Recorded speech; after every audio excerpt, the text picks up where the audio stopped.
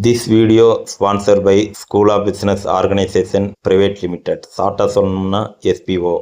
வீட்டில் இருந்தே வேலை பார்த்து சம்பாதிக்க ஆசையா? உடனே ஸ்க்ரீனில் தெரிகிற நம்பருக்கு உங்களுடைய பெயரையும் படிப்பு தகுதியையும் சென்ட் பண்ணுங்கள்.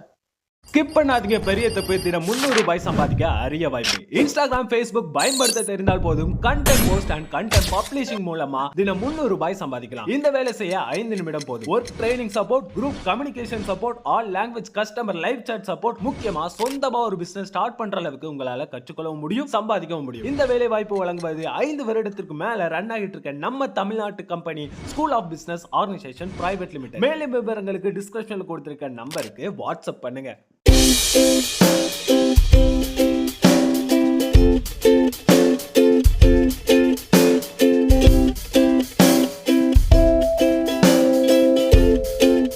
Hi friends, welcome to GSVVM Indians. இன்றைக்கி நம்ம சேனலில் முட்டை குழம்பு ரொம்ப சுவையாக ஹோட்டல் ஸ்டைலில் எப்படி செய்யலான்னு பார்க்கலாம். குழந்தைகளுக்கு ரொம்ப பிடிக்கும். நீங்கள் இந்த மாதிரி செஞ்சு சாப்பிட்டு நிற்க மாட்டீங்க. இது ஒரு புதுவிதமான டேஸ்ட்டில் நல்ல ஃப்ளேவரோட நல்லா அற்புதமாக இருக்கும். வாங்க எப்படி செய்யலான்னு பார்க்கலாம். அதுக்கு ஒரு கடாயில் 1 டீஸ்பூன் சீரகம், 1 டீஸ்பூன் சோம்பு, இது ரெண்டும் சேர்த்துக்கோங்க. சேர்த்து ரெண்டு நல்லா பொரிஞ்சு பொன்னிறமாக வரணும். அந்த அளவுக்கு இதை நல்லா வறுத்து எடுத்துக்கலாம். பாருங்கள், இந்த அளவுக்கு வந்தால் போதும். இப்போ இதை இறக்கி வச்சுக்கலாம்.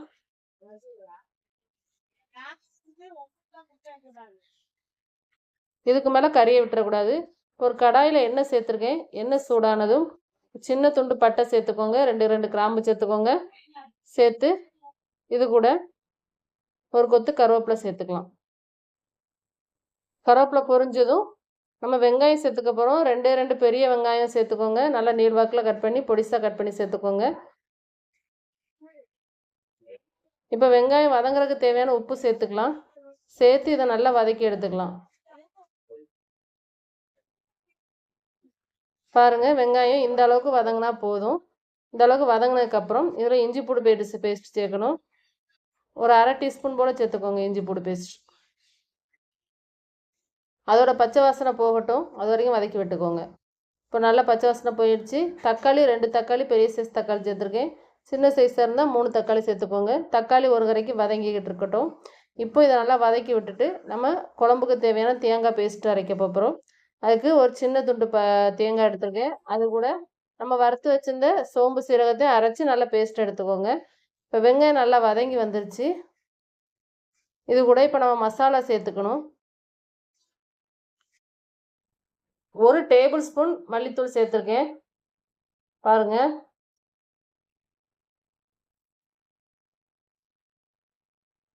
ஒரு 1.5 டீஸ்பூன் போல் வத்தல் தூள், 1/4 டீஸ்பூன் மஞ்சள் தூள்.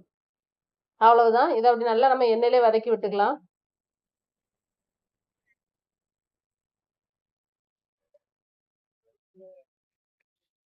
எண்ணெயிலே நல்லா மசாலா எல்லாம் வதங்கட்டும்.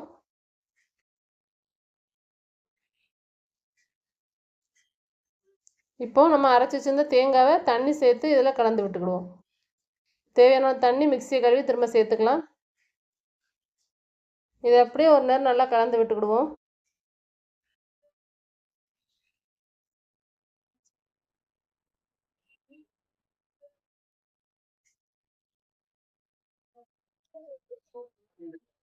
நல்லா கலந்ததுக்கப்புறம் தேவையான அளவு தண்ணி சேர்த்துக்கிடுவோம். இப்போ இது நல்லா கொதிக்கட்டும். பாருங்கள், நல்லா கொதிச்சு வந்திருக்கு. எண்ணெயும் லைட்டாக பிரிஞ்சு வந்திருக்கு.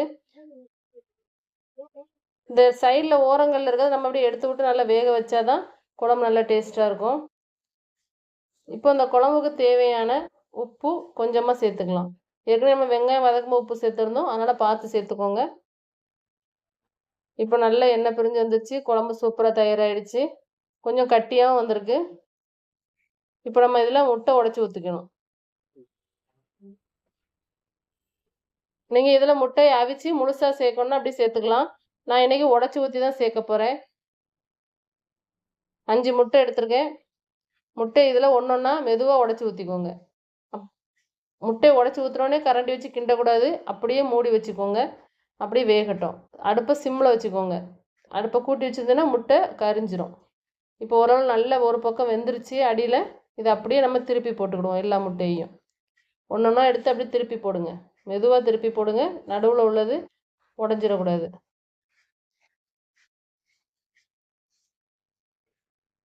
ஏற்கனவே முட்டை நல்லா வெந்துருச்சு. நம்மளுக்கு அடியில் வந்து நல்லாவே வெந்துருச்சு.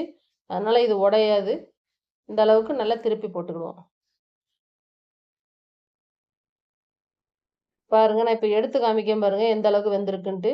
அவ்வளவுதான், குழம்பு தயாராகிடுச்சு. டேஸ்ட்டு ரொம்ப அற்புதமாக இருக்கும். இதேமாதிரி நீங்கள் ட்ரை பண்ணி பார்த்துட்டு எப்படி இருந்ததுன்னு சொல்லுங்கள். இந்த வீடியோ பிடிச்சிருந்துன்னா GSV VM Indiansக்கு சப்ஸ்கிரைப் பண்ணிக்கோங்க. Thank you friends.